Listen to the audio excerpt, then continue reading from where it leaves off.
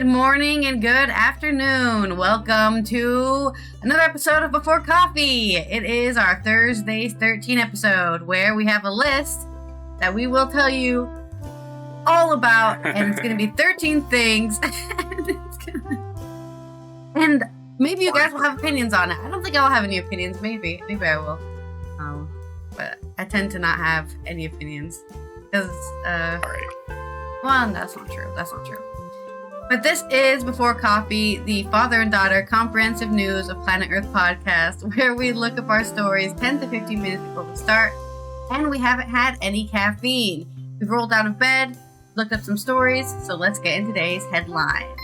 Today, on Thursdays 13, Brussels wants faster visa pass to lure U.S. researchers, and the EU approves the 17th sanction package on Russia. And happy Thursday from the United States. It's Roger, where we will report on the Trump administration welcomes 17 members of a Mexican drug cartel family into the country on the same day that the Justice Department issues arrests for them. Plus, Starbucks employees go on strike over dress code.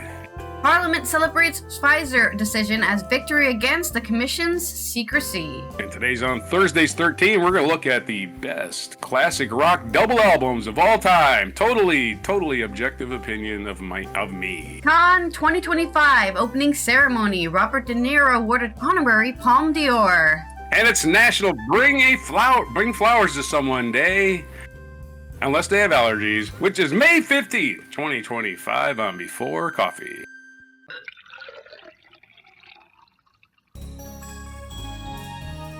Time is flying fast. We live Time in flies and it totally sucks. Yeah. I guess. I don't know if it totally sucks. Okay, not totally. I hope there's some good stuff happening, even if it's small. But I will not remove the word sucks from it. No. There's definitely a sucky feeling going on. I don't know what's the cause. I have some ideas of what the cause is, but for the most part, yeah, it definitely sucks. Anxiety, economic anxiety. It's an uncertainty of the world. That's what sucks. Because we have people who are in charge of things that the stupid people have put in charge. And it's like everybody gets to vote who flies the plane, and 51% of the people voted for the drunk in the back that shit in his pants. And the rest of them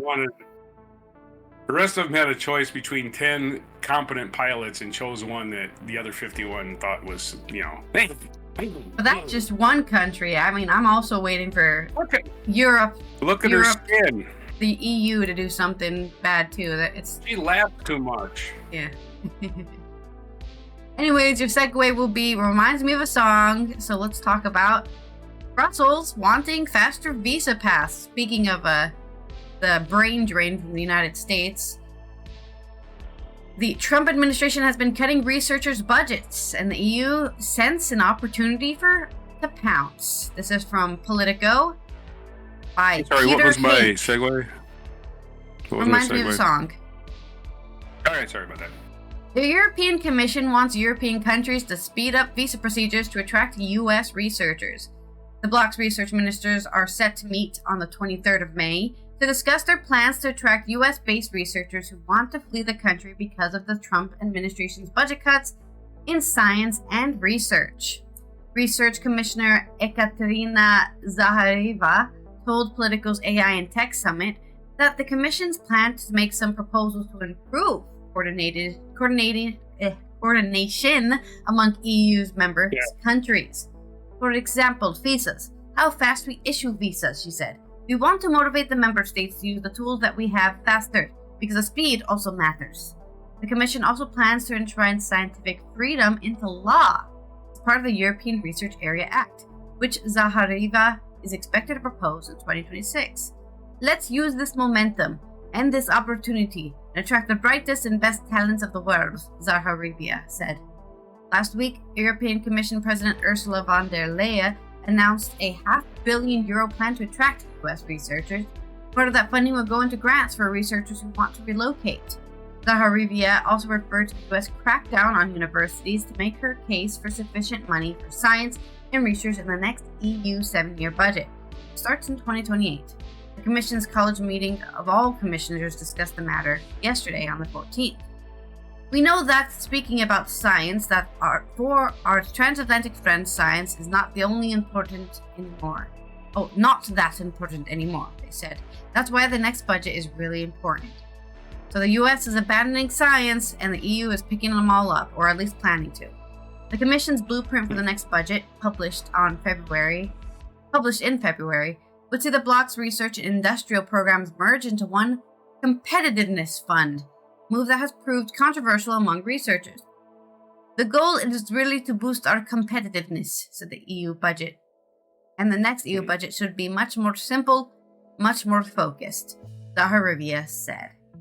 So there's your news on if you happen to be a scientific researcher, might be putting your eyes on EU, might be able to get a Schengen visa or a blue visa or something. And reminds me of a song. What song would that be? Time for Me to Fly by REO Speedwagon. It's time for me to fly. Get the hell out of this place where I can't even do my own job. Anyway. I'm glad I went to school debt so I could become a scientific researcher, and then my entire country says scientific research, that's useless. We don't need that. We don't need that. Yeah. Once again, where brain drain on America continues as we get stupider and stupider in the age of stupid. In more EU news, they've approved the 17th sanction package on Russia. This is from Thomas Muller-Nielsen on Eurocitiv. Coming out of Brussels, member state envoys to the EU agreed a fresh raft of restrictive measures on Russia yesterday on the 14th of May. I think that's what originally we said they were going to talk about it on the 14th, and they did. As the bloc continues to ramp up pressure on Moscow ahead of peace talks between Kremlin and Ukrainian officials tomorrow, or I should say today, probably. Or maybe tomorrow? Maybe actually tomorrow, the 16th of May. The new sanctions package, the 17th since Russia launched its full-scale invasion of Ukraine in February 2022, that's becoming a new tagline. Guys, when did Ukraine start their full-scale invasion? That's right, February 2022. Includes visa bans and asset freezes for senior Russian political and business officials. No visa for you. It also includes export bans for chemicals used to make weapons, trade restrictions on dozens of companies involved in sanctions circumvention, and listings of almost 200 members of Russia's shadow fleet of oil exporting vessels that are used to bypass a Western oil price cap. Hungary and Slovakia, the EU's top two most pro-Moscow countries that remain heavily dependent on imports of Russian energy, supported the package due to its relative weakness, EU diplomats said. Oh, so it's not as strong as they're making out to be. It's like, yeah, we're gonna get them, and then Slovakia and Hungary are like, yeah, sure, this will do nothing. Sweden and Finland, meanwhile, said the package will need to be approved by the nation's parliaments. Both countries are expected to approve the measures and are fully supportive of further sanctions on Moscow, diplomats said. The approval comes after multiple EU ministers and officials vowed on Tuesday to continue imposing restrictive measures on Moscow to force it to enter into peace negotiations with Kyiv. Finance Minister from Sweden and Lithuania explicitly called for an 18th package of sanctions after Russia ignored the EU's Monday's deadline for a 30-day ceasefire. Yeah, I mean, just put 500 on them. Is it even possible to have 100 sanctions? Probably. Commissioner for Economy Valdis Dombrovskis also said on the 13th that Brussels is ready to work to continue putting pressure against the aggressor, Russia, both in terms of new sanctions and also in terms of the stronger implementation of existing restrictive measures if no peace deal is agreed.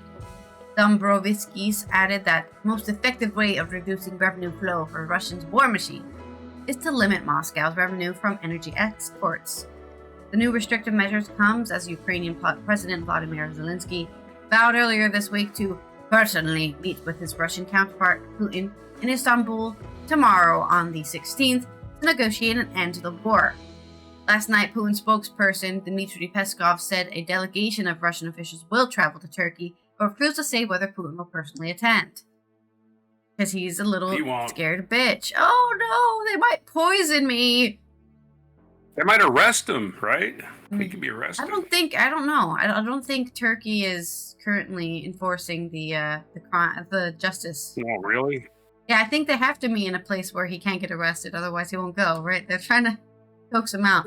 So it would be a really crazy plan to actually try to coax him out of his little safe haven in Moscow somewhere, and then take him out. That would be too brilliant to be even explained. The problem with taking out a world leader at what is supposed to be a peace conference is that you could actually start a world war from that. Because there might be people who will be like, that's breaking international law, killing a leader of a country like that, and then there would be... Unfortunately, we were raised on Hollywood movies where there's a definite line between good guys and bad guys. But in our world, the good guys still want to appease the bad guys because they don't want to... Oh my God, messy negotiations. Holy shit, we don't want to do that. Anyway, back to you.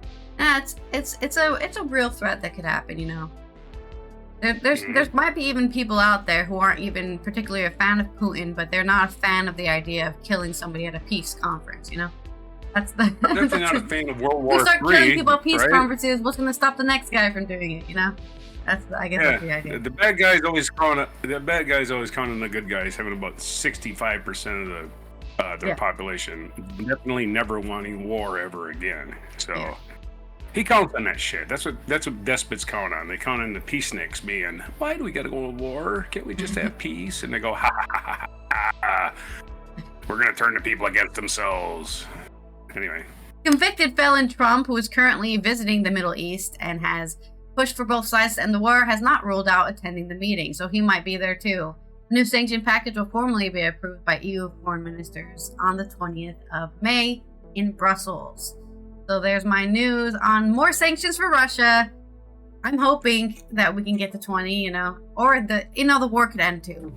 But if the war won't end, 20. Why not 50? Let's keep going. Get those sanction packages out.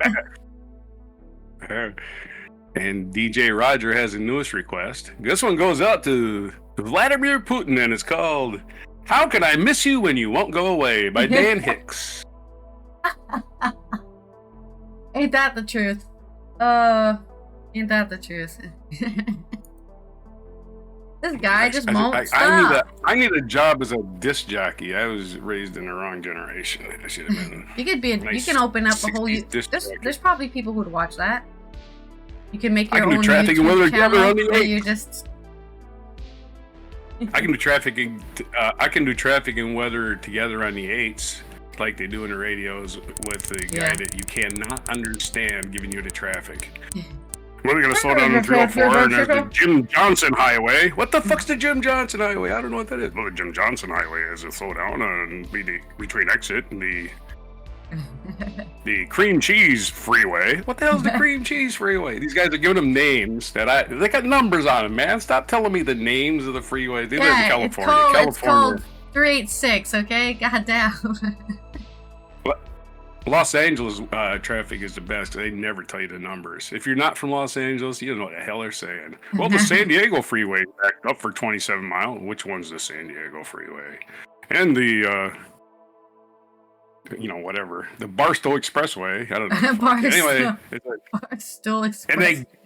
And the traffic reports, they give them in like 9 seconds. What the hell did he just say? A world where they name something the Barstool Expressway. There's like 20 bars. Barstow. Oh, okay. I thought I said Barstool, which is way funny. Interstate 15 goes through Barstow. I know that, so that's why I use that. Also, good morning, Ray. Thank you for stopping by. There's probably no Barstow Expressway. All right, I've rolled a bad pun, so give me something to make a bad pun about.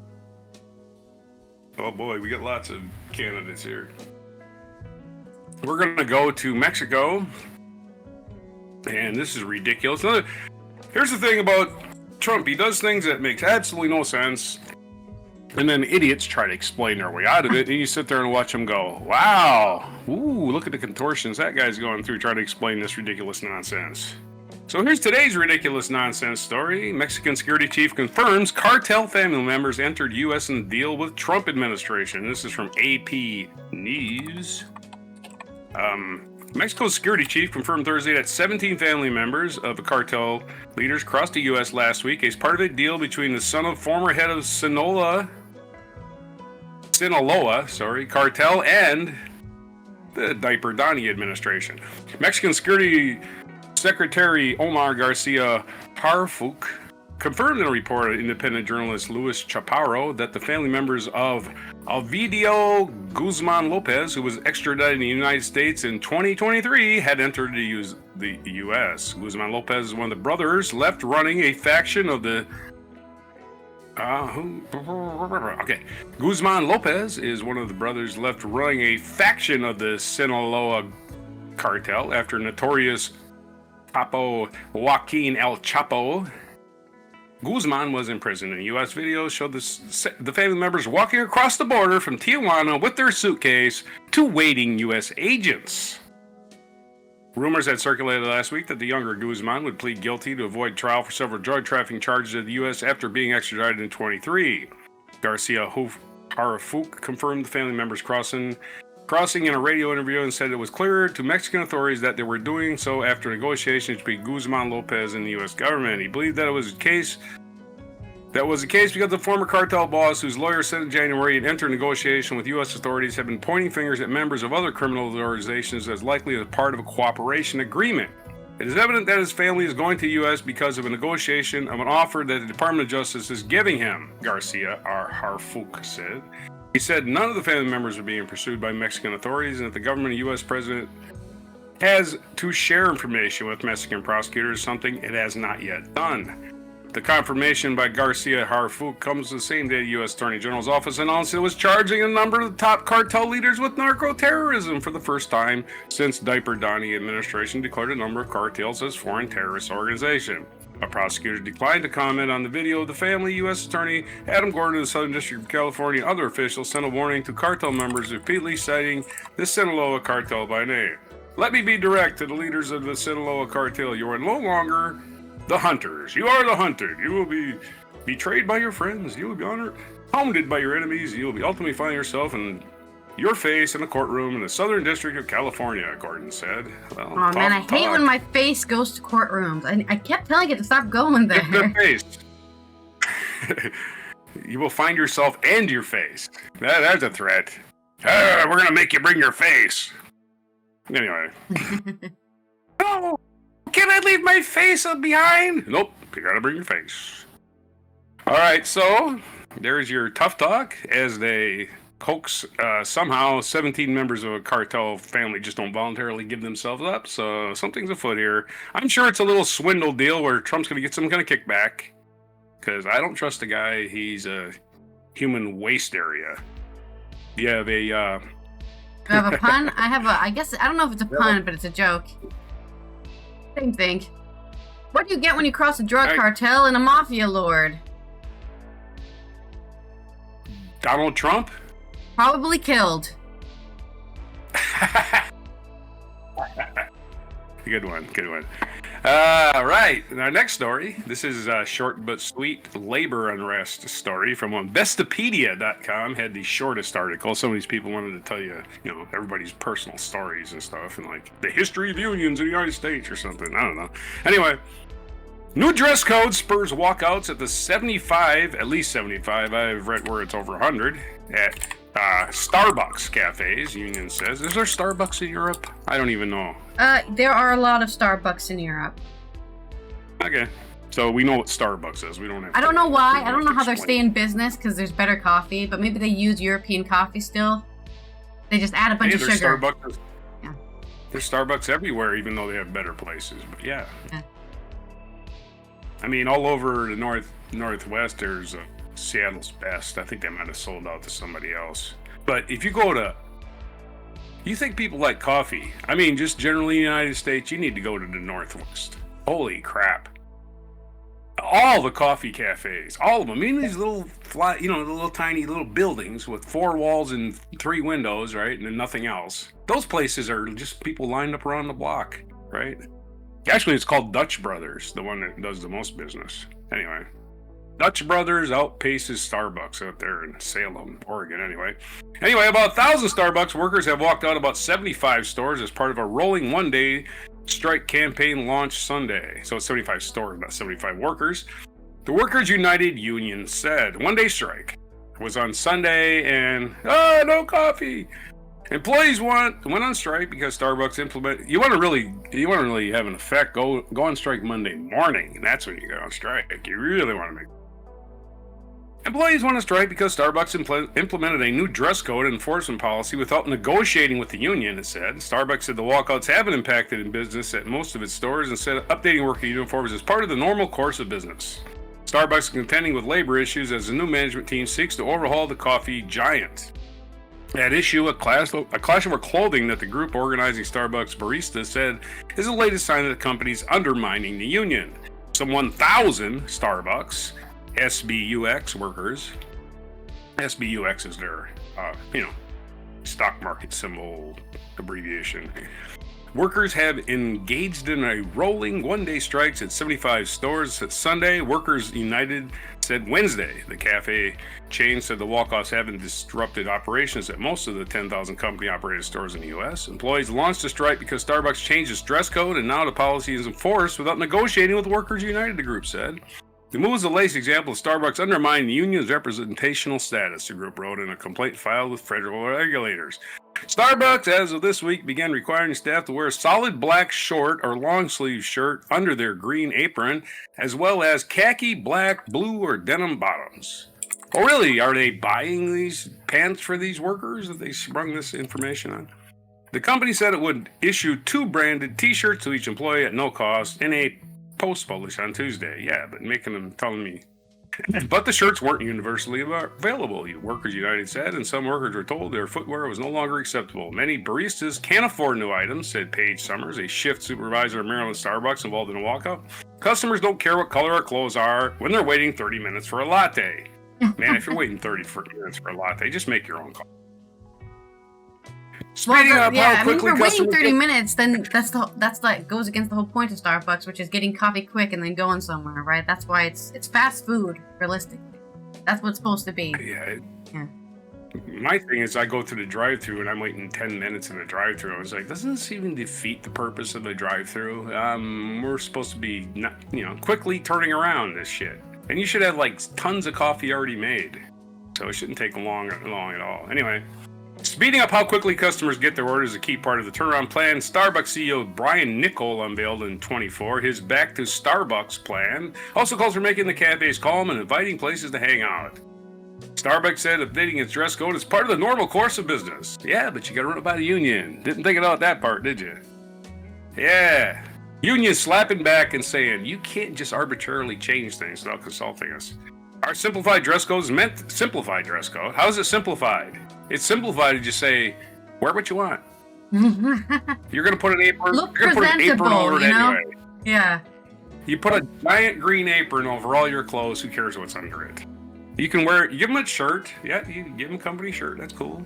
Company shirt. I want every Starbucks worker to be wearing booty shorts. That way when they turn around, they have the booty shirts on. I wonder if Hooters would still be in business if it wasn't for the pandemic. I thought they were still in business. Mostly they're out of business. I don't know if there's any of them still operating. Our simplified dress codes meant to deliver a more consistent coffee house experience to our consistent coffee house experience. Well, the coffee's terrible, but at least the experience was consistent. Anyway. People don't care about the coffee house experience. They just want some steak and coffee. If they want a coffee house experience, you go to an actual coffee house, not Starbucks. Yeah, that's right. I want to have the family dining experience. Let me go to McDonald's. Not gonna happen. I'm here at Starbucks, pay $9 for a coffee and have somebody misspell my name. That's what I'm here for. Now, stop with this nonsense about experiences, while also bringing a simpler and clearer guidance to our partners, helping them to focus on what matters most, craft the great beverages and fostering connections with customers, the company said in corporation speak. So there's your corporation speak, trying to pull the fast one on the workers. So hopefully we got us a pun for that one. Coffee puns are everywhere. I don't have a coffee pun for you, but I do have a terrible joke. You're not going to mug me on this one? Anyway, I go ahead. What's the dress code? Well, I guess it's a good thing Tiger Woods doesn't work at a Starbucks. Otherwise, the dress code would be a black tie. Because he's half Asian. He's black. He's a black tie. Oh, that was deep. Yes, his father was black. His mother's from Thailand. Very good. Very good. You talk about it like you understood the joke until I didn't explain it to you. I know. I had to pause for it, man. I'm not this clever as you might think I am. Anyway, your story. Spin the wheel. All right, let's spin the wheel while I move on to my next story here. And did you send me the video that you got? So I can yeah, I forgot to send you the link. My bad. I'll do it while you're playing, so I don't lock up my computer. You're gonna have to write me a haiku. Oh my, a haiku! Ooh. Haiku about... Alright, I just sent you the video. Parliament celebrating the Pfizer decision as victory against the Commission's secrecy. So the EU Commission was keeping some secrets, and they've gotten some of that governmental transparency everyone loves and cares for. This is from Thomas Mangan on Eurocitiv. After a EU court ruled that Ursula von der Leyen should have published text messages she exchanged with the CEO of Pfizer, MEPs across all party lines have welcomed the decision as a victory against the Commission's sometimes opaque information policy. Yeah, if the leader of the EU, or I should say the leader of the Commission, is messaging any CEO, I want to know, okay? You're a government official. You better tell us who you're talking to at all times. This morning, the EU General Court concluded that the European Commission violated transparency rules in context of the Pfizer gate. The reaction from the MEP suggests a deep-seated frustration with the Commission's general approach to communication. I am happy with the judgment as it clearly positions President von der Leyen and the Commission to change their practices, commented Vice Chair of the European Parliament's Health Committee, Hilly Metz. She sits for the Greens and EFA in Luxembourg, to Eurocitiv. According to the verdict, the European Commission should have granted the New York Times access to the SMS messages its President von der Leyen exchanged during COVID crisis with the head of the pharmaceutical giant Pfizer, Albert Bourla. At the time, the EU was negotiating a contract for around 1.8 billion doses of the vaccine with Pfizer. The left group's co-president, Martin Schreiderwan, Germany, considered this decision a humiliation for the European Commission. Ursula von der Leyen has caused lasting damage to democracy in the EU through her lack of transparency, he added, calling the European Commission to immediately publish the history of the exchanges to avert further damage to the EU and the credibility of European politics. I mean, it's so glad that they keep the bar so high for themselves, because honestly, for every other government, the bar is so low. Does anybody ever think about who their politicians are talking to in text messages? No. It's just like, oh, they're not going to tell me that. Why would they be transparent with that? Then I would actually know what they're up to. And politicians never want you to know what they're up to, because then you might actually tell them, hey, you can't do that. The affair goes beyond the usual political divides. Even a few EPP MEPs who responded to inquiries acknowledged that the Commission has damaged the trust European citizens place in the EU. The European Commission has a duty of transparency and cannot sweep aside requests for access to documents, declared Laurent Castillo, EPP France, to the Eurocitiv. This decision by the court is important for citizens' trust and shows that the Commission does not have all the rights, including that of lecturing everyone about applying the fundamental principles it claims to uphold, he added. Wow, he's flaming the Commission. For once, the whole European political spectrum converges. However, the far right has commented on the case in a vengeful tone. Yeah, of course, the far right will take any little bit they can to be like, see, this is why we need to destroy the European Union and become part of the Russian Federation, because of this one small thing that happened. The Europe of Sovereign Nations, ESN, stated that this deliberate disregard for legal obligations and transparency cannot go unpunished. Yeah, flay her alive! Christine Anderson from Germany, the party's coordinator in the Sant Committee, SANT, described von der Leyen's personal misconduct as emblematic of a broader institutional failure within the Commission. We should disband the Commission, and then I should be the leader. No, he didn't say that. Both von der Leyen and the Commission must be held accountable, said Eurosatib. But they're not out of the woods yet. It remains to be seen what will come of this case. It is still unclear whether the messages were deleted or if they still exist. Well, there is this idea that cell companies save all of your data, but I don't know if they do that in the EU. The court makes it clear that the Commission must clarify whether, and if so, when the messages were deleted. We believe the Commission should prove this clarification as soon as possible to ensure accountability, said Shadi Hinz, EU political integrity lead at the Transparency International. Several MEPs also told that they did not intend to stop there. The ESN group wants to push for creation of a parliamentary inquiry committee to compel von der Leyen to testify under oath. Only such a process can ensure genuine comprehensive accountability, said Anderson. The issue should also be revisited during the ongoing discussions on reforming over 20-year-old European regulation on access to documents, which governs the public's right to access documents from the institutions. Yeah, they need to be updated for computers, texting, Twitter even, right? I know in the US they had to pass some new regulations because they made an argument you can't ban and block people on a government Twitter account I think they made this back in 2016 or something, right? Like, you can't block your constituents on Twitter. It's not allowed. You're not allowed to do that. Renew Group MEP Garcia Hermada van de Waal, who was participating in the negotiations, wants to rely on this court decision to increase pressure. This ruling strengthens us enormously in negotiations, she said, calling the decision absolutely right. Calling for the establishment of safeguards, the left group co-president Mannion Aubrey believes that other tools could have helped prevent Pfizer Gate. That should have been the role of the Independent Ethics Authority, she told Eurosatib.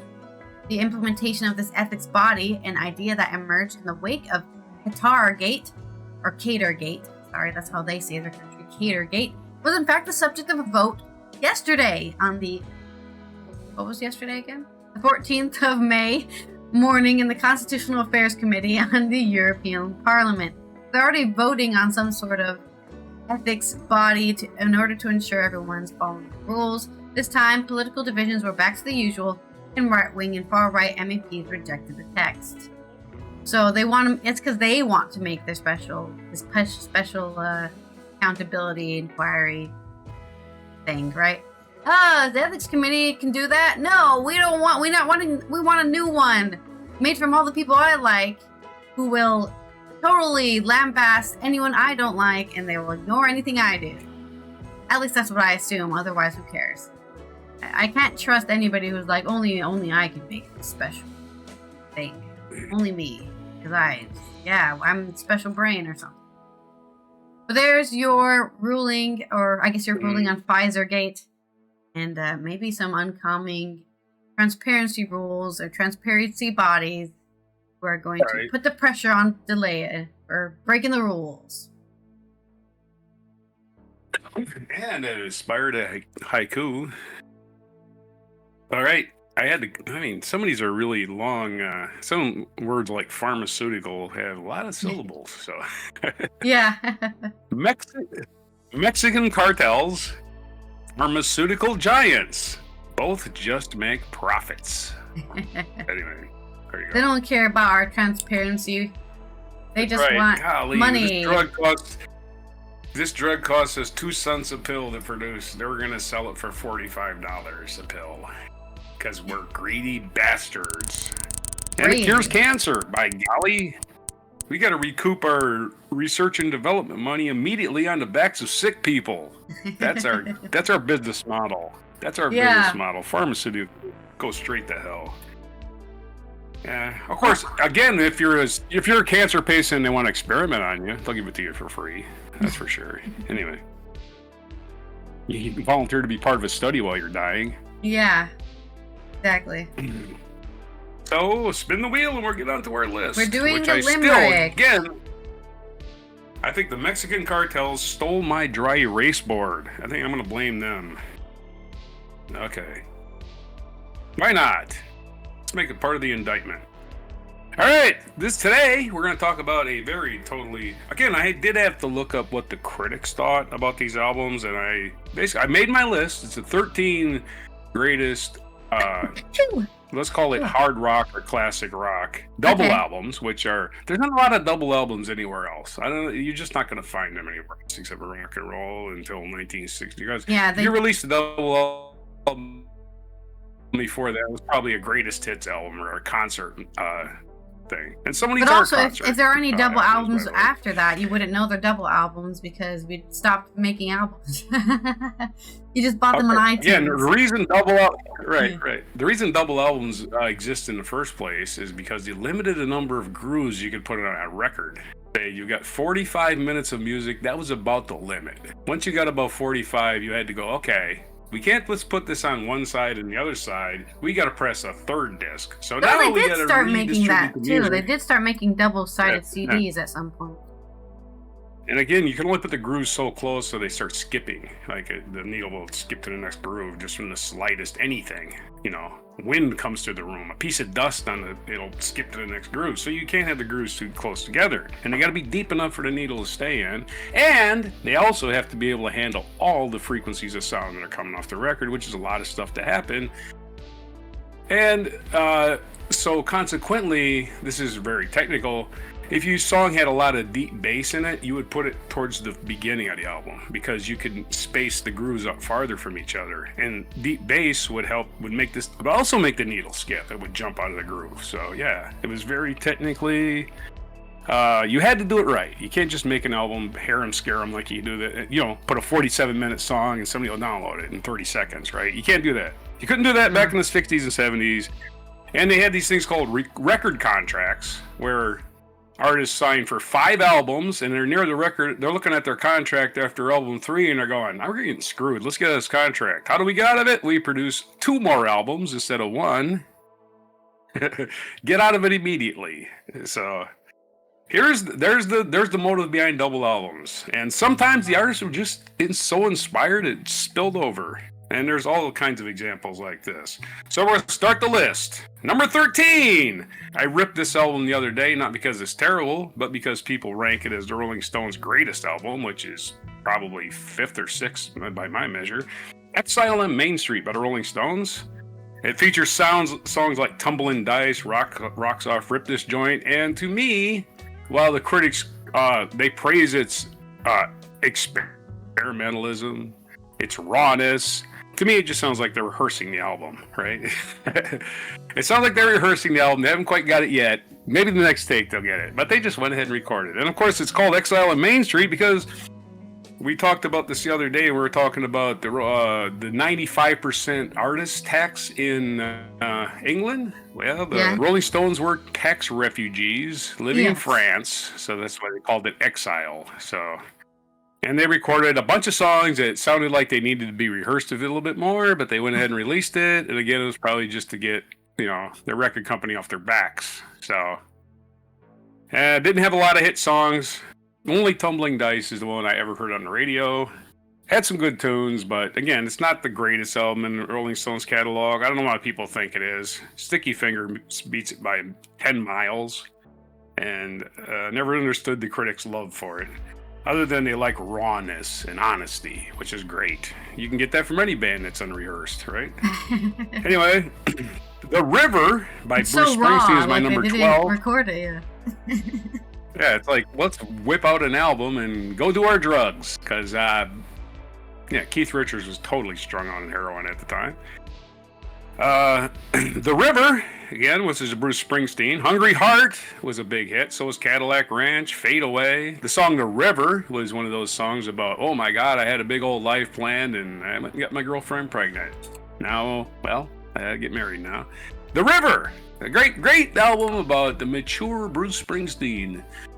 As he, oh boy, he's a mature guy. This came after his acoustic album called Nebraska. So, again, Bruce Springsteen, testing the boundaries with The River, number 12. Number 11 is Tommy by The Who.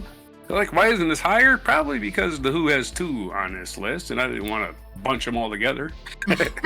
But Tommy I can listen to, although it does have some weak songs in it, and it has, but it's great instrumental. It was the original rock opera. Seems like a common thing now to make a big old project out of an album, but The Who was the first ones to try a rock opera. It ended up sounding a lot like a Broadway play record to me, but that's why it's number 11 and not number 1. So The Who is at number 11 with Tommy. That was released around 1968 or 69, I believe 69, and they played a bunch of it as Woodstock. Of course, the songs on that are Pinball Wizard, We're Not Gonna Take It, See Me, Feel Me, Cousin Kevin, which is great, about his cousin Kevin. Of course, Tommy's about a deaf, dumb, and blind kid who is not actually deaf, dumb, and blind. He went hysterically deaf, dumb, and blind when he saw his father and mother murder his mother's lover, because Daddy was supposed to be dead in the war, but he came home and found his wife with somebody else and killed him and told Tommy, you didn't see a damn thing. You're not going to tell anybody. And he went hysterically deaf, dumb, and blind. Actually a great story and a great album. But I'm putting it at 11 just because I want to seem like I'm favoring The Who.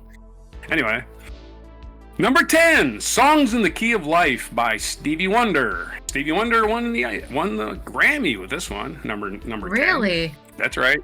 Yeah, sir. He beat Elton John, which he continually beat Elton John at the Grammys. Oh, Like Elton John had a little thing against each other. Stevie Wonder released an album. The other keyboard player released an album and knock him off the perch and win the Grammy.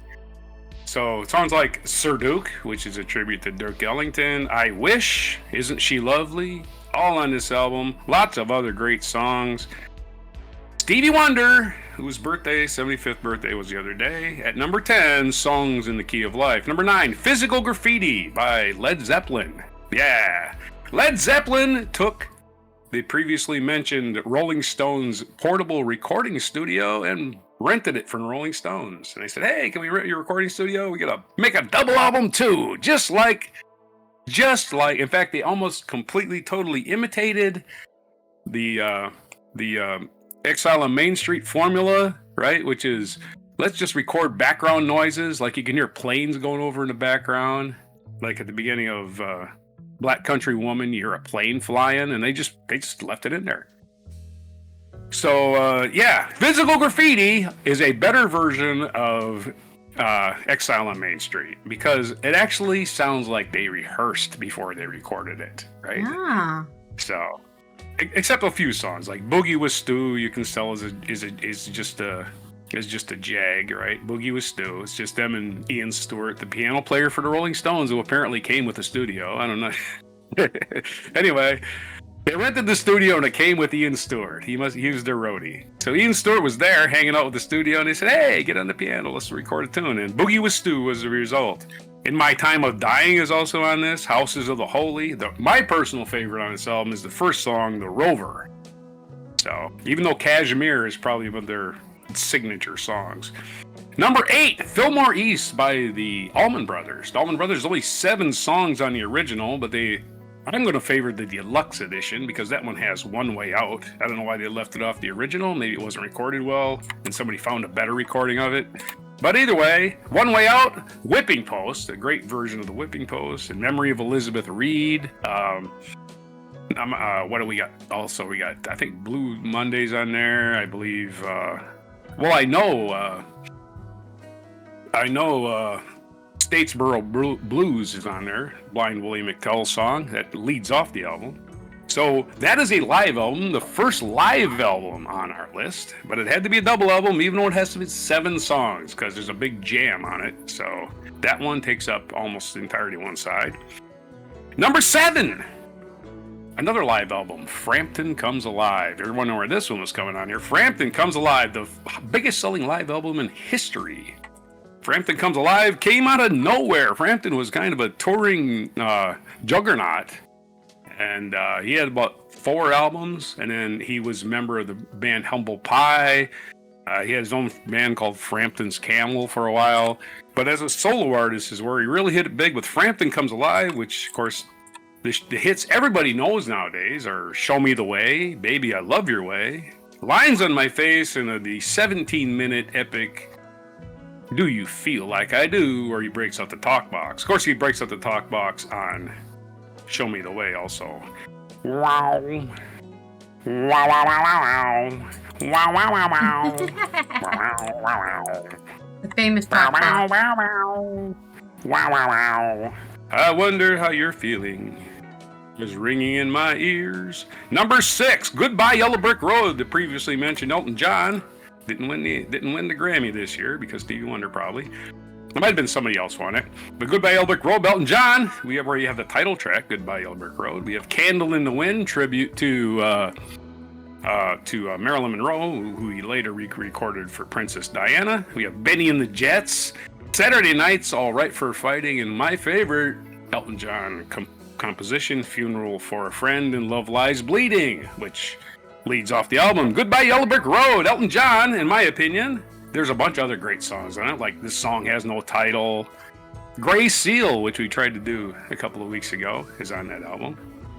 Tried to send you that video. So there is your Elton John. Harmony's a good song. It's the last song on there. So great album.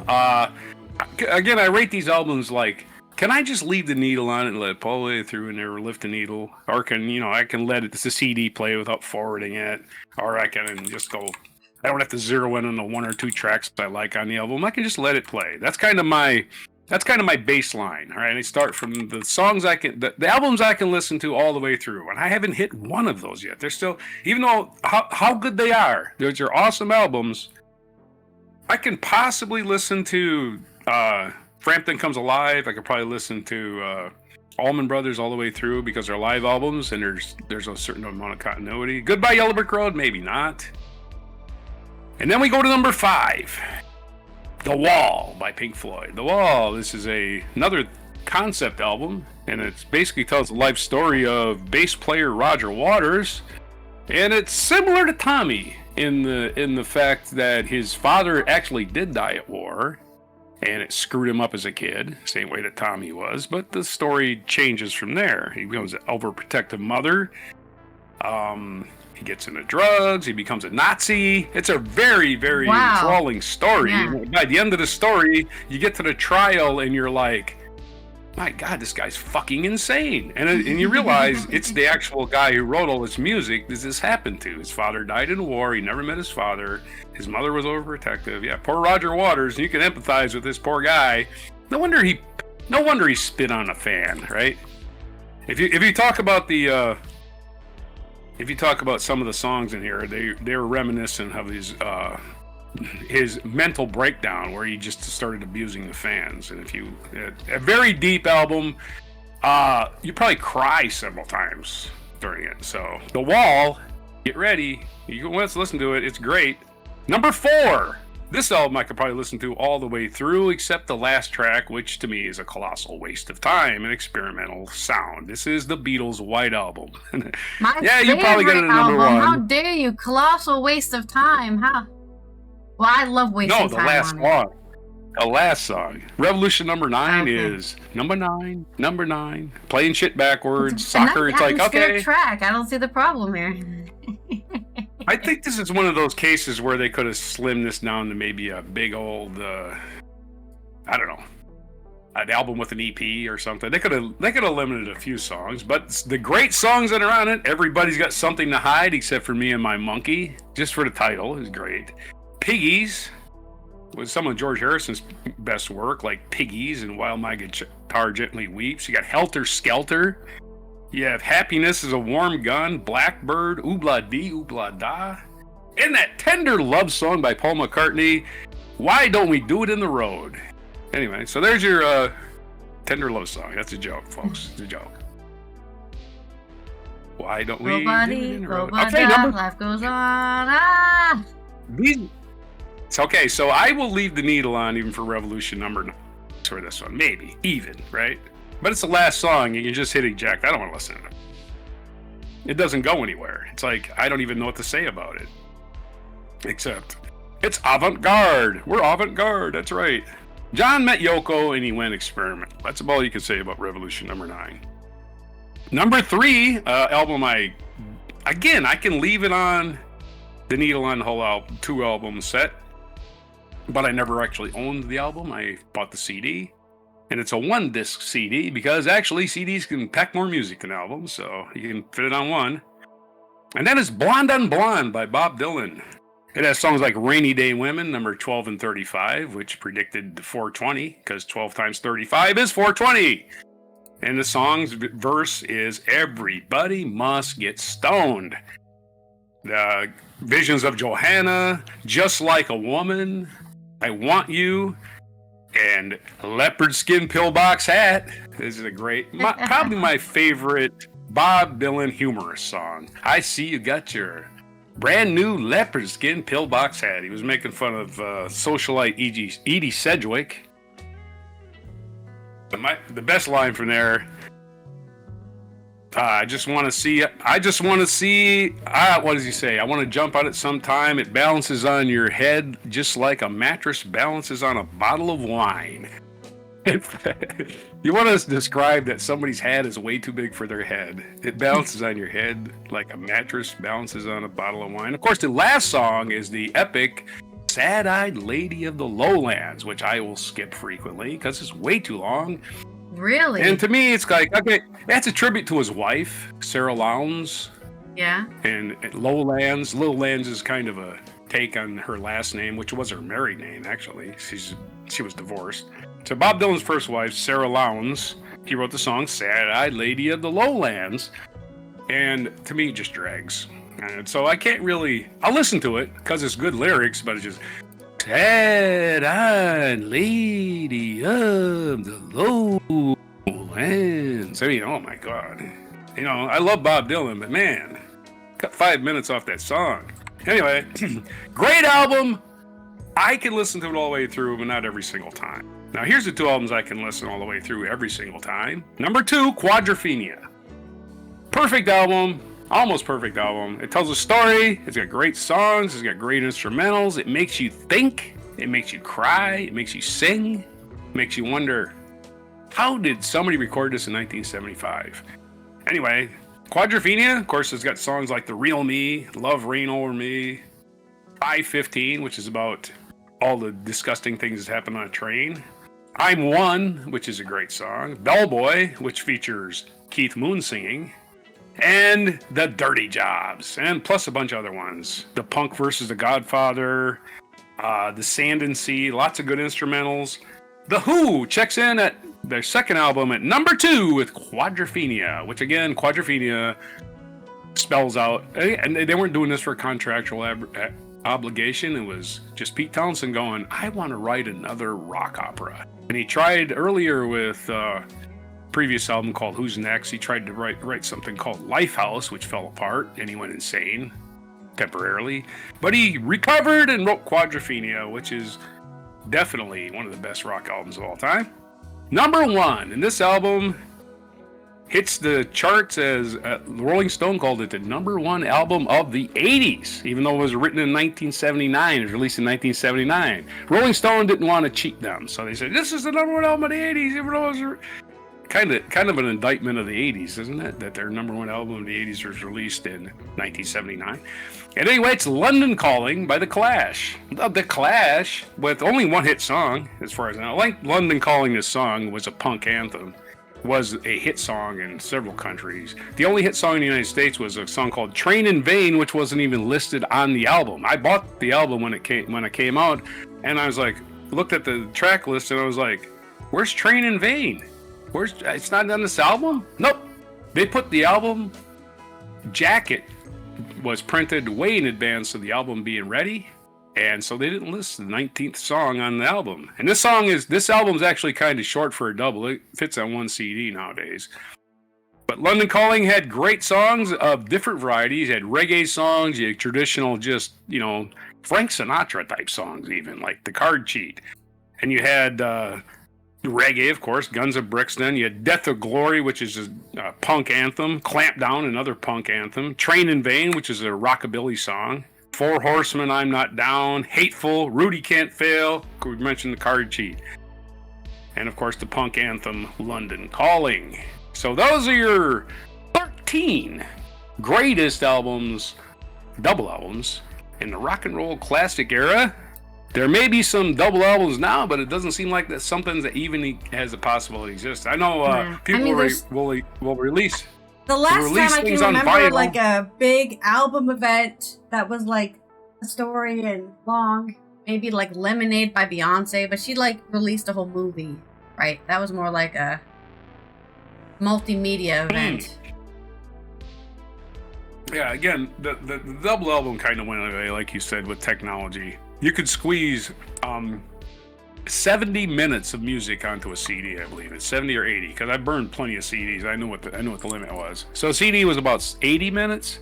So you could fit most of these onto a single CD. You couldn't fit the White Album, you couldn't fit The Wall, you couldn't fit some of these, but a few of these. Blonde on Blonde, London Calling, you could fit on one CD. Goodbye Yelbrick Road was 2. Frampton Comes Alive, I got that on LP, but I don't have it. Anyway, there's your list. I'm just looking up if like a double album even exists, you know? Well, they do, because people when they release these huge compilations now, they do a vinyl pressing, a limited vinyl pressing. Because of the audiophiles out there, love that shit. They want a stinking album that they're never gonna play. If they want to hear the music, they'll listen to it in digital, but they're never gonna play the album. You buy LPs nowadays to not play them at all, right? Yeah, I mean there are people out there who do, right, like buy albums still, physical albums. I'm not one of them. Right, man, they're audiophiles. Right. My brother. Well, there's also this big movement which we've talked about before, right? The whole physical media movement, right? Oh, people are gonna start stealing our digital media. They're gonna say, "Oh, we don't have the license for that album anymore." So that album you spent $20 on, you don't own it. You're just renting it from the distributor, kind of idea, I guess. And Right, yeah. Right. And if you're an Amazon Music, you don't own that music. You're just renting it when you need to play it. So it's a very scary thing indeed. Like, yeah, this is not mine, actually. Is it scary? It's a lot easier to get copyrights if you're selling records instead of digital media. That's for sure. About our double albums. In the realm of great albums, they shine. Dylan's words like a vintage fine wine. The Beatles in pairs with melodies rare, while the Who wars through each lyrical line. Yo! Yeah, there you go. Well, we gotta give you some applause for that.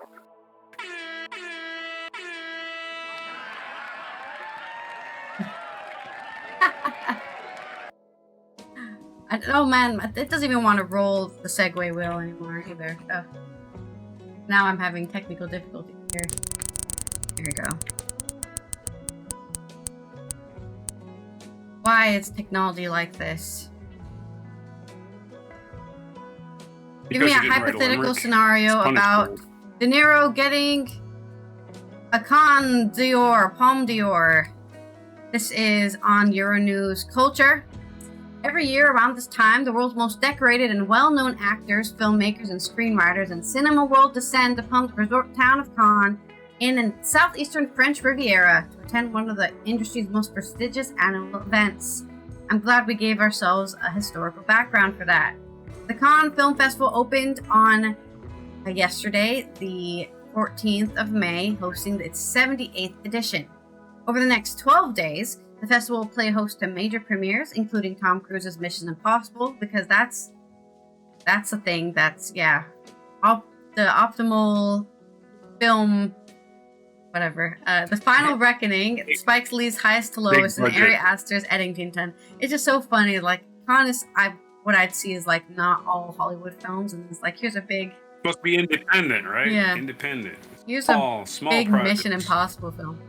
Much of Hollywood's A-listers are in attendance. Robert De Niro, Quentin Tarantino, Juliette Binoche were some of the stars stepping out on the red carpet for the opening ceremony. Leonardo DiCaprio, who was also in attendance, skipped the red carpet but drew a standing ovation as he presented De Niro with an honorary Palme d'Or. The pair have shared the big screen on 3 occasions and in a partnership beginning all the way back in 1993. That was before I was born. DiCaprio and De Niro first worked together on Michael Caton-Jones' This Boy's Life. They collaborated once more a few years later in Jerry Zach's Marvin's Room in 1996. And it was more than a quarter century before the two shared the screen once more in reuniting in the 2023 Martin Scorsese thriller Killers of the Flower Moon, which I could not watch. I could not finish watching that film.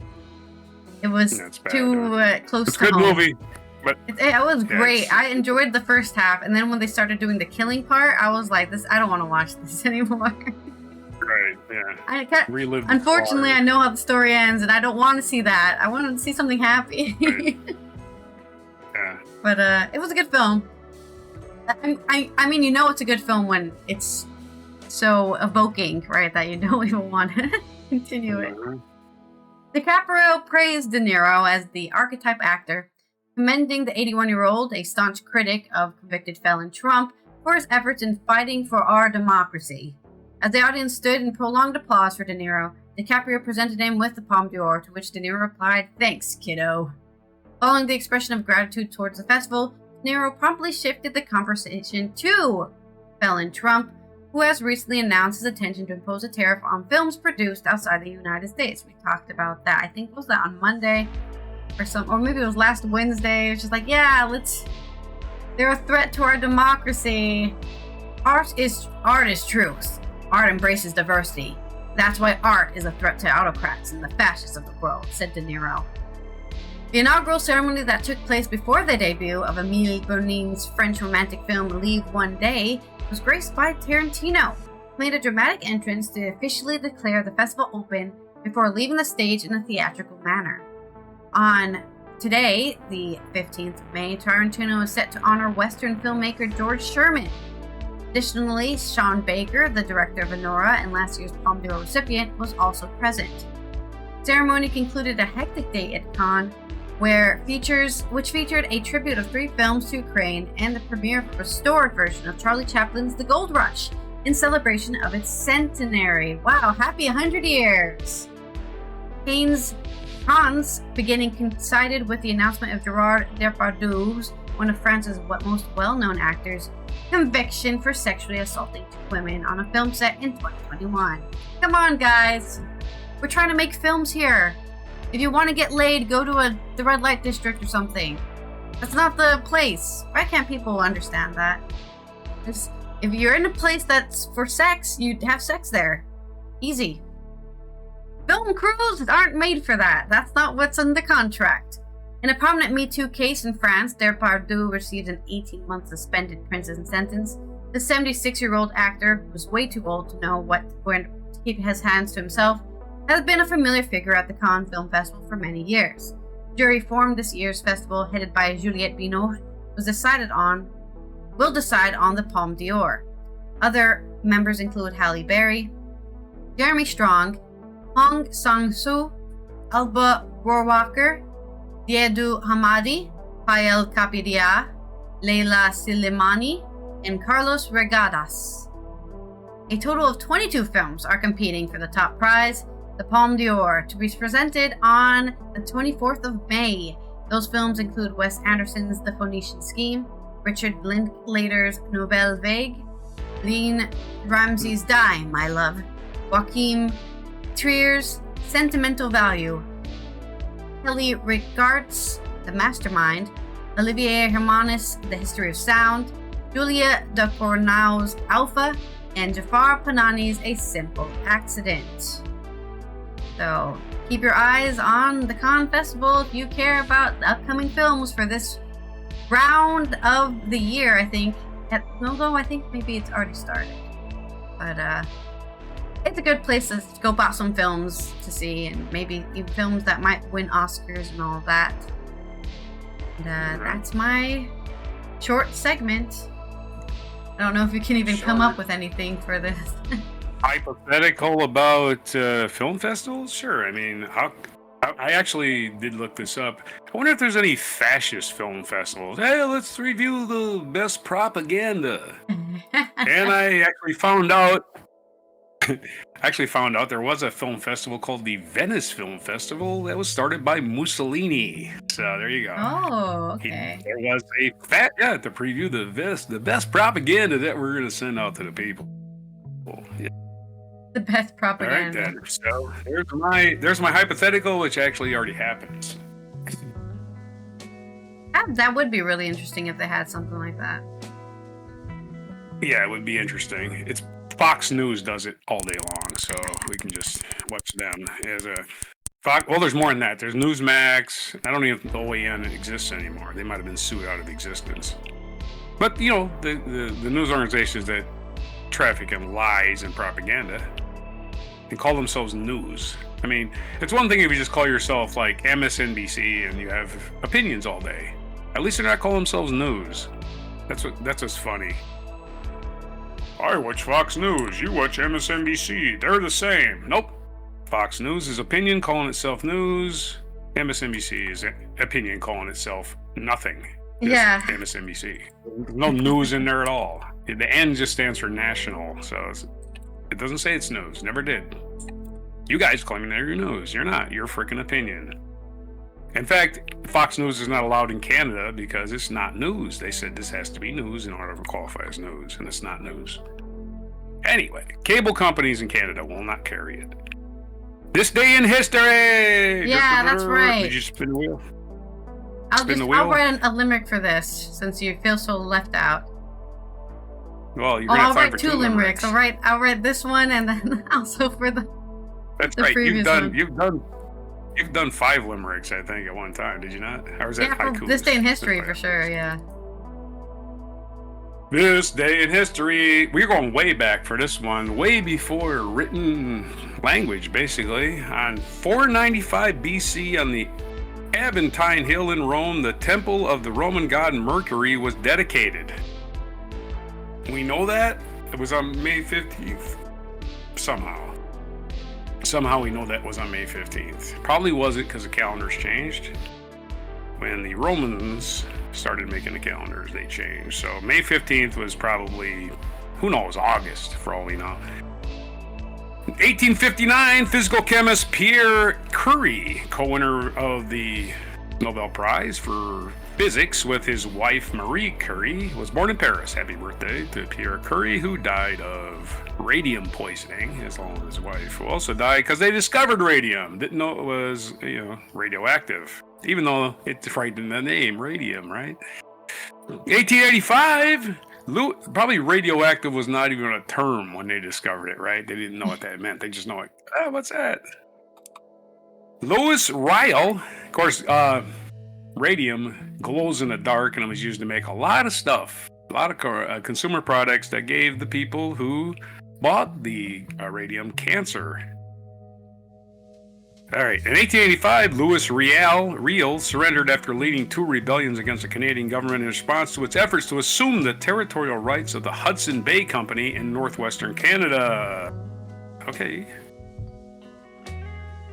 All right, so Canada was trying to take over his company. You really can't blame him for that. 1886, American poet Emily Dickinson, who commanded a singular brilliance of style and integrity of vision, died in Amherst, Massachusetts. Doesn't say how old she was, but Emily Dickinson, passed away in this day in 1886. 1914, mountaineer Tenzing Norgay, who with Edmund Hillary, was the first person to stand atop the summit of Mount Everest, and his birthday he was born this day in Shushu, Tibet. So the Sherpas, which is a race of people that live at the base of Mount Everest, anyway, he was born in Tibet on this day. Happy birthday! He's 111 today. 1918, the first regular airmail route in the United States opened between New York City and Washington, D.C. You want your mail fast? We'll fly it there, by golly. So that's airmail. He's 107 years old. 1928, Walt Disney's Mickey Mouse made his debut with the premiere of cartoon Plane Crazy, so I imagine Disney wants us to celebrate that, which I am totally indifferent to Mickey Mouse. I have absolutely no interest in Mickey Mouse, and I never have. I've been to Disneyland a bunch of times, but it's like, hey, never got the Mickey Mouse memo why he was so popular. Never understood it. Maybe because cartoons were a new thing, and they could be full color, and they didn't have to embed color film. They could just do, color drawings and put them up on the screen. That's probably why Disney got it famous, because color. The only reason, I would think. 1940, nylon stockings first went on sale to the general public, and American stores sold out in days. Nylon's one of your inventions of petroleum that really took off. 1940, in San Bernardino, California, brothers Maurice Mac and Richard McDonald opened a drive-in restaurant that gave rise to the fast food chain McDonald's. And once Ray Kroc discovered they could make burgers really fast, he bought them. Ray Kroc was the guy who really expanded McDonald's. 1969, American lawyer and Judge Abe Fortas became the first U.S. Supreme Court justice to resign under threat of impeachment. Ooh, what did he do?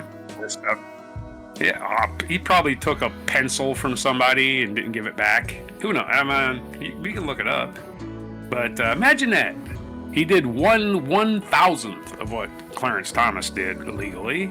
Clarence Thomas, the influence peddling, longest serving, oldest, probably should step down, especially since Trump can replace him. I was expecting him to step down 5 minutes after Trump got in office. Maybe he's like, oh wow, Trump really is fucking dangerous. He received $15,000 for a series of university seminars. 15,000 is about, like I said, 1/1000th of what Clarence Thomas has taken in bribes. As far as trips, vacation, free house for his mom, shit like that. Clarence Thomas, what a disgrace. Okay, while campaigning, here's something that happened in 1972 on this day. While campaigning for the Democratic presidential nominated Alabama Governor George Wallace, a virulent racist, was wounded and left permanently paralyzed before the waist in an assassination attempt. Racist! Oh no! Not the guy who stood in the doorway of a University of Alabama to keep black people from coming. Not that guy. Yeah, somebody shot him. He became paralyzed. He didn't die. He actually changed a lot of his views after this. He was clearly humbled. This is what some people in wheelchairs are never humbled. Let's see, the governor of Texas, who is in a wheelchair and is a giant piece of shit. Okay, anyway, so George Wallace was shot on this day 53 years ago. In 2003, American singer and songwriter June Carter Cash, a leading figure in country music, died in Nashville. Especially noted for her work with the Carter family and her marriage to Johnny Cash. She was the comedian of the Carter family, and of course she sang a lot of songs with Johnny Cash, like Jackson. Okay. And It's Not Me, Babe, songs like that. Johnny Cash. June Carter passed away this day, 2003, and Johnny didn't live much longer. Johnny just saw no reason to continue. He died later that same year. Our featured event, 1991. Edith Cresson appointed French premier. And this day, 1991, Edith Cresson of the Socialist Party became the first female premier of France. But she lost the office less than a year later because of rising unemployment and declining support from within her party. So it was your fault for the last 10 years, even though you've only been in power for one. The typical argument. The fickle French, right? They're like, oh, she's a woman, let's give her a chance. And then they're like, that's enough. A year, you got a year, that's enough. Yeah, get out. Our feature biography, Madeleine Albright. Speaking of first women to do stuff, Madeleine Albright, United States Secretary of State, born May 15th, 1937 in Prague. And here's her birthday today. So Madeleine Albright, she's still around, would be 88 today. She died March 23rd, 2022 at the age of 84 in Washington. Madeleine Albright, who was a UN representative for a while, got appointed as Secretary of State, which is the highest ranking woman in the history of the United States up until we had a woman vice president. So there you go. I mean, Hillary Clinton was also Secretary of State, but Madeleine Albright was the first. Other birthdays today, Brian Eno from Roxy Music, British musician and producer. Brian Eno, again, behind the board, not necessarily in front of the camera or the microphone. 1969, Emmitt Smith was born, all-time leading rusher in history to NFL, the National Football League. In 1975, Ray Lewis, another violent football player. So it's his 50th birthday. Ray Lewis turned 50. He was once accused of double murder. Wow. But was acquitted because he really wasn't involved in a murder, but he did leave the scene of the accident. The scene of the incident. It was at the Atlanta Super Bowl one year. And the stupid district attorney decided that he had no evidence of Ray Lewis actually doing anything except leaving the scene and charged him with murder. And that was an unfortunate error because he was acquitted almost immediately. He's like, you have no evidence, moron. You're just trying to make a name for yourself. So that was unfortunate. He probably could have been charged with leaving the scene of an accident, but since they failed with a murder charge, they didn't feel like charging him with anything. It makes no sense to me either, right? Anyway, in 1987, Andy Murray, the Scottish tennis player, was born. So Andy Murray turning 48 today. Happy birthday. Not 48. Is that 48? 38 today. Can't do math. Sorry. It's 38 today. Probably still playing tennis. I'm not sure. Is there a senior league in tennis? I have no idea about such things. Senior league. Our national day calendar. I'm going slow now. I'm going to start slowing down. It's Peace Officers Memorial Day. Of course, there's lots of people that die in the line of duty, and we should honor them, the honest ones. Of course, then there's the people that back the blue and then support Trump, which makes no sense whatsoever because Trump, again, pardoned cop killers. Pardoned cop killers. Think about it that way. People that killed cops, and Trump pardoned them. Oh, yeah. Not only that, he pardoned a bunch of child molesters, too. Oh, yeah. All these people, as long as you attack the Capitol, it didn't matter what you'd done in your life before then, you're just okay. But Trump, as long as you shit on Nancy Pelosi's desk, you're just great. Anyway, Peace Offers Memorial Day, where a lot of people are going to put their back to blue and Trump flags without any irony whatsoever. National Chocolate Chip Day. Chocolate chips. Ooh, give me some more. Just put them in a cookie. Put them in anything. It's National Nylon Stocking Day, which we covered earlier. This is the first day they went on sale and they sold out immediately. Women are like, nobody can see my hairy legs anymore. Bring flowers to someone day. Right. I can only get a shave once a week now. They have my legs all smooth. Bring flowers to someone day. There you go. Bring flowers to someone, bring nylons to someone, and bring some chocolate chip cookies. And you're scoring, especially if they're a peace officer. So you can combine all four things. If your peace officer wears nylons and likes chocolate and flowers, score. So those are your days, your mispronunciation, your technical glitches, me jumping around way too much to cause the technical glitches, your mispronunciation, I said that already, your days, your national days, your history, your foreign intrigue, your lists, everything. For this day, May 15th, 2025, on Before Chocolate Chips. Everyone loves a chocolate chip. Okay, here we go. All my limericks that I owe you. Here's a waterfall of limericks coming my way. So now we've got a limerick for this day in history. Well, I've got a two stanza one for this one. On this day in history, oh what a view! Mickey Mouse made his grand debut. With a smile and cheer, he brought joy far and near. While we munched on some chocolate chips too. Then Edith Cresson took charge with her grace, first female premier, setting the pace. With a vision so bright, she led with delight as we savored our trips into space.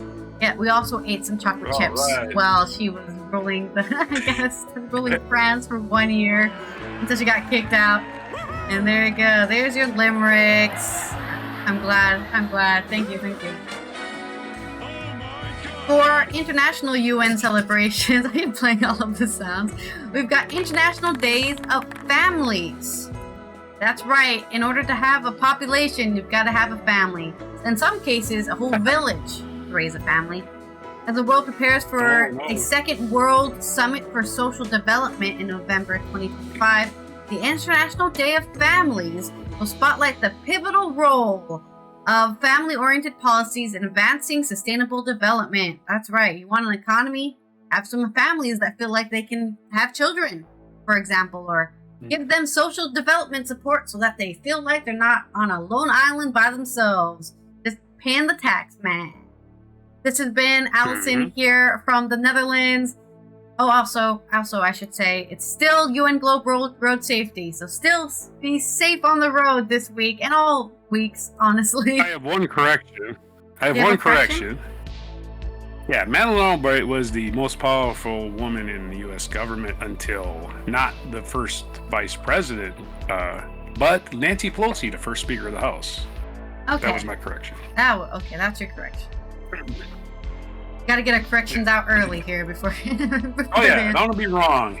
I make a lot of. I'd say a lot of things are wrong. Our opinions may be questionable, but our facts are not. So yes, this has been Allison here from the Netherlands and Roger from the East Coast of the U.S. as we tie off another Thursdays 13. I hope you've learned about some new double albums to listen to if you haven't. And we will see you tomorrow for our Friday news dump. We're going to dump you all the news you need to know before the weekend is beginning, and then you can have a blissfully unaware weekend and just enjoy your life. Enjoy your life and enjoy your Thursday. Don't forget to subscribe to our channel, Allie and Rod, so you can get notified when we go live for the Friday news dump. And here is our Con Festival mic drop moment. There is no one more deserving of this Palme d'Or Lifetime Achievement Award than Mr. Robert De Niro. Congratulations, Mr. Robert. All right.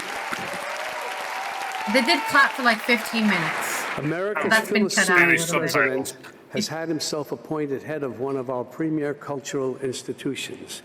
He has cut funding and support to the arts, humanities, and education. Boo! And now he has announced Cutting funding. 100% tariff on films produced outside the U.S. Let that sink in for a minute. You can't put a price on creativity, but 100%. apparently you can put a tariff on it.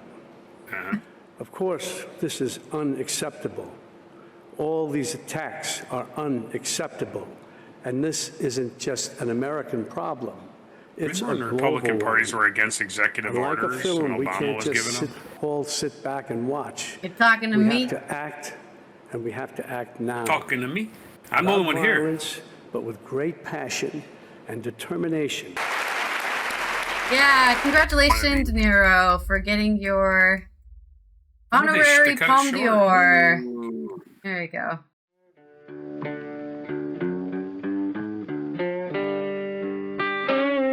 Be sure to hit the like, subscribe, and notify buttons, and follow our other channels, Toxic Alley, History of Gravy, and Scratchy Old Records.